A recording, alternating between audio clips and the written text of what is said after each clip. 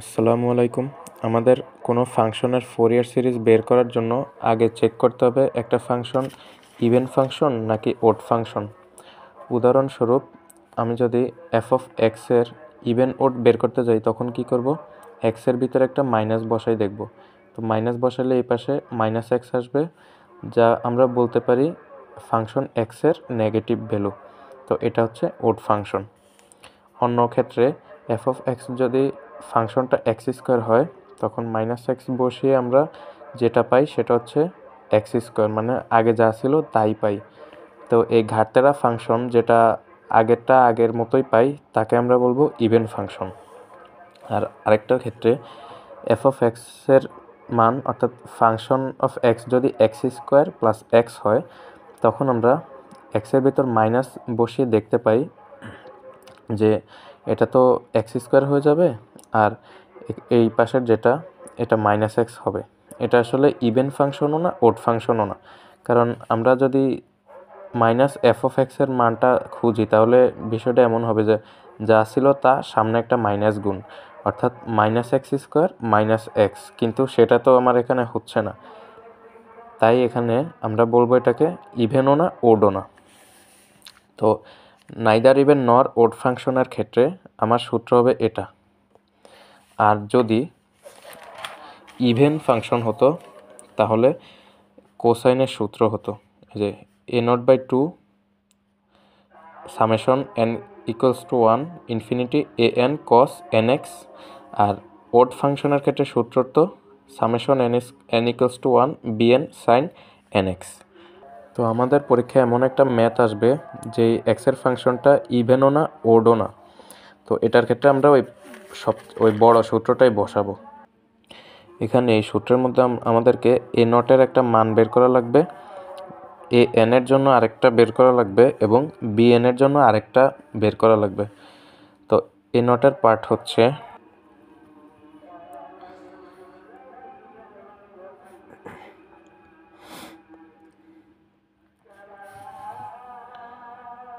পরের লাইনে আমরা এই দুইটা অংশকে ভাগ করব। তো এই অংশকে দুই ভাগে ভাগ করার পর আমার যেহেতু 1/π দুইটার সাথে গুণ আকারে ছিল, তাই আমরা থার্ড ব্র্যাকেট দিয়ে দোনোটাকে গুণ আকারে প্রকাশ করব। তো এখানে একটু মজার ব্যাপার হচ্ছে লিমিট -π থেকে পাই থাকা অবস্থায় যদি আমার ভিতরের অংশটুক বা ভিতরের দুইটা তিনটা অংশের গুণফল ওড ফাংশন হয় তাহলে আমরা এটাকে আর লিখবই না। তো আমরা যেহেতু জানি এই এক্সটা -π থেকে পাই লিমিটের মধ্যে থাকা অবস্থায় এক্সটা আসলে একটা ওড ফাংশন, যে জিনিসটা আমি একটু আগেও দেখাইছিলাম। তো আমার এক্সের অংশটা বাদ চলে যাবে। অন্যদিকে এক্স স্কোয়ারটা আমরা একটু আগে দেখছি যে এক্স স্কোয়ারটা আসলে ইভেন ফাংশন। তো আমরা শুধু ইভেন ফাংশনটা নিয়ে কাজ করব। এই এক্স স্কোয়ার নিলাম। এখন আমরা একটু উদাহরণ দিয়ে বোঝানোর চেষ্টা করি যে -π থেকে পাই এর যে দূরত্ব, -π থেকে পাই এর দূরত্বকে আমরা বলতে পারি 0 থেকে পাই এর দূরত্বের দ্বিগুণ। তো আমরা লিমিট এখন 0 থেকে পাই বসিয়ে এটাকে দ্বিগুণ করে দেব, মানে এটা আসলে 2/π হয়ে যাবে। এখন এক্স স্কোয়ারকে ইন্টিগ্রেশন করলে হয়, ইন্টিগ্রেশনের সূত্র বসালে x⁻n+1 x³ বাই নিচে 3 এর উপরে পাই আর 0 লিমিট। তো আমরা লিমিট বসালাম, প্রথম অংশে আপার লিমিট অর্থাৎ এক্সের জায়গায় পাই, এরপর পরের মাইনাস চিহ্ন দিয়ে পরের অংশে এক্সের জায়গায় লোয়ার লিমিট। এই শূন্য দিয়ে কোনো কিছু ভাগ করলে এটা তো বাদ, তাইলে আমরা বলতে পারি যে একটা পাই কাটা, উপরে থাকবে পাই স্কোয়ার, তাহলে আমার মান আসছে 2π²/3। এটা হচ্ছে আমার কিসের মান? এ নটের মান। তাহলে আমরা এই ম্যাথের মধ্যে এই একটু সতর্ক হওয়া দরকার, সেটা হচ্ছে যখনই আমাদের লিমিট -π থেকে পাই থাকবে শুধুমাত্র সেক্ষেত্রেই আমরা ওড ফাংশনটাকে বাদ দিয়ে দেব এবং ইভেন ফাংশনটাকে নিয়ে কাজ করব। আর আমাদেরকে ম্যাডাম দুই ভাগে সূত্র লেখাইছে যে a not A N B এনের যে সূত্র, এই পাশেও সূত্রগুলো একই, শুধুমাত্র 2 গুণ আছে আর ওই লিমিটটা চেঞ্জ হয়ে গেছে 0 থেকে পাই, আর যখন -π থেকে পাই ছিল তখন 1 ছিল। এই জিনিসটা যেটা আমি একটু আগে দেখাইলাম আর কি। তো এ নটের মান বের করার শেষে আমরা যাব এ এন এর মান বের করার জন্য। তো এন এর মান বের করার সূত্রটা বসাইলাম, বসানোর পর এই জিনিসটাকে আবার আলাদা করে লিখলাম। আলাদা করে আমি একটু যেটা বলছিলাম যে এই এক্স যেহেতু ওড ফাংশন এবং কস এন এক্সটা আসলে ইভেন ফাংশন। তো আমরা এই চতুর্ভাগের অংশে শিখছিলাম যে কস মাইনাস থিটা মানে এই অংশ থেকে এই এন্টি ক্লকওয়াইজ যাওয়া, মানে এই ক্লকওয়াইজ যাওয়া মানে পজিটিভ, আর নিচের দিকে মানে এন্টি ক্লকওয়াইজ যাওয়া। এখানে যেহেতু নেগেটিভ আছে তাইলে আমরা কস মাইনাস মানে কসটা এদিকে, তো এদিকে কসের মান কিন্তু আমার পজিটিভ। তো কস মাইনাস থিটা মানে আমরা জানি কস থিটা। তো একইভাবে আমরা যদি ইভেন ওড ফাংশন চেক করার জন্য এখানে একটা মাইনাস বসিয়ে দেই, তাহলে কস মাইনাস থিটা কস থিটার মতোই কস এন মাইনাস এক্স কস এন এক্স হয়ে যাবে, অর্থাৎ এটা ইভেন ফাংশন। তো একটা ইভেন ফাংশন এবং একটা ওড ফাংশন গুণ করলে আমরা ওড ফাংশন পাবো। ওডকে আমরা মাইনাস এবং ইভেনকে প্লাস ধরে প্লাস মাইনাসের হিসাবটা করছি। তো এটা যেহেতু ওড এবং ইভেন, তাই এটা বাদ চলে যাবে। পরেরটা এক্স স্কোয়ারকে আমরা একটু আগে দেখছি ইভেন ফাংশন, কস এন এক্স একটা ইভেন ফাংশন, তাহলে ইভেন মানে প্লাসে প্লাসে প্লাস, অর্থাৎ এই অংশটুক নেব, আর এই যে মাইনাস পাই থেকে পাইয়ের যে ভিতরে ওড ফাংশন পাইছি ওটাকে আমরা বাদ দিয়ে দেব। তো পরের পৃষ্ঠে আমরা লিমিট আগের বারের মতোই জিরোতে এটার মাইনাস পাই থেকে পাইয়ের বদলে 0 থেকে পাই নিছি এবং সামনে একটা 2 গুণ করে দিছি, আর এই অংশ তো বাদই হয়ে গেছে আমাদের। তো এটার উপরে এবার ইউভি ফর্মুলা কাজ করাবো আমরা।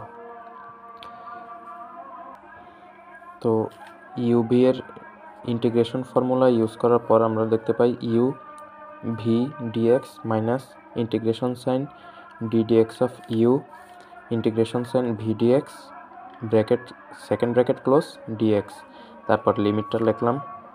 তারপর আমরা এখানে জানি কস এনএক্সকে ইন্টিগ্রেশন করলে, তো আমরা এখানে কস এক্সকে ইন্টিগ্রেশন করলে জানি সাইন এক্স হয়।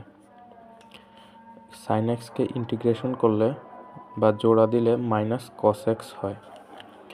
একইভাবে কস এক্সকে যেরকম মাইনাস শুধু সাইন এক্স হয়, কস এন এক্সকে জোড়া দিলে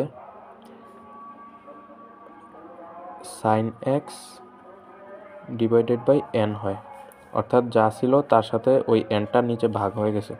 সাইনের ক্ষেত্রে একই অবস্থা, আগে মাইনাস কস ছিল, এবার হবে মাইনাস কস এন উপরে এন এক্স। আচ্ছা, এখানে সাইন এক্স না সাইন এন এক্স লেখার ছিল। তো ওই গেল আমার সূত্রের ভাঙানি। কস এন এক্সের সূত্র লিখলাম sine n x by n. এখানেও ডিডি এক্স অফ এক্স স্কোয়ারকে মানে ডিফারেন্সিয়েট করলে 2x পাই, x to the power n এর সূত্র। তারপর কস এন এক্সকে ইন্টিগ্রেশন করলে সাইন এক্স বাই এন পাই। তারপর আমরা এই পরের লাইনে এই যে এই 2টা আছে এবং এই এনটা আছে, এগুলো হচ্ছে ধ্রুবক। এই ধ্রুবকগুলোকে আমি ইন্টিগ্রেশন সাইনের সামনে নিয়ে আসলাম। আসার পর আমরা এই এক্স সাইন এক্সকে আবার ইউ এবং সাইন এন এক্সকে ভি ধরে ইউভি এর ইন্টিগ্রেশন সূত্র বসাইলাম।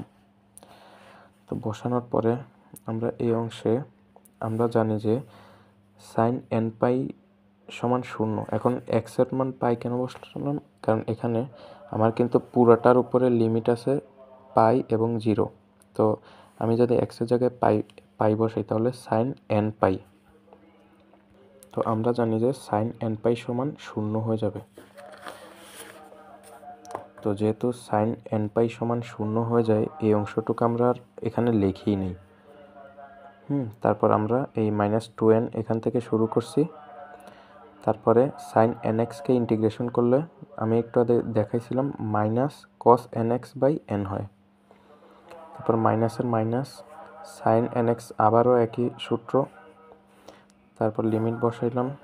তারপরে এখানে যা আছে তাই বসানোর পরে এখানে যে মাইনাস কস এন এক্সকে আবার ইন্টিগ্রেশন করছি, অর্থাৎ sine n x by n. এখানে যেহেতু আগেও একটা এন ছিল এবং পরেও একটা এন, তাই দুইটা এন হয়ে গেছে এন স্কোয়ার। তো এর উপরেও আবার যদি ওই লিমিটটাই বসাই, সাইন এন পাই এক্সের জায়গায় পাই বসাইলে লিমিট 0 হবে, তাই আবারও এই অংশটা বাদ চলে যাবে। এই অংশ নিয়ে আমরা কাজ করব। 2 দুগুণা 4 পাই আসবে, n গুণ n n স্কোয়ার, আর এই অংশটুকু আলাদা রাখবো x cos n পাই n x, এর উপরে আমরা লিমিট বসাইলাম। তো আমরা cos n পাই রাখলাম এবং x এর জায়গায় এখানে একটা পাই বসাইলাম, আর এখানে মাইনাসে মাইনাসে প্লাস, তো তাই লিখলাম না।